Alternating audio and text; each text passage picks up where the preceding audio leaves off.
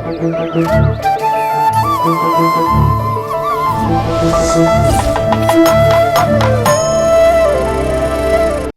நட்சத்திரம் நம்பிக்கை நட்சத்திரம் ஆவது எப்போது?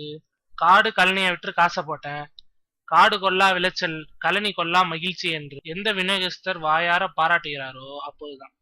இந்த ஒரு சந்தோஷத்துக்காக உயிரை கொடுத்து உடம்ப புண்ணாக்கி கொள்கிறார்கள் டாப் கிளாஸ் ஹீரோக்கள். இல்லன்னா ஏன் அஜித் வழி வந்து முழங்காலோட நடிக்க வேணும், விஜய் டூப் இல்லாம பறக்க வேணும், அவரை நான் முந்தணும் இவரை நான் முந்தணும் என்று அவரவரும் நடத்தும் தொழில் போட்டியில் நாளுக்கு நாள் வளர்ச்சி. அந்த வளர்ச்சியில ஒரு கோடு தான் இந்த 45 கோடி.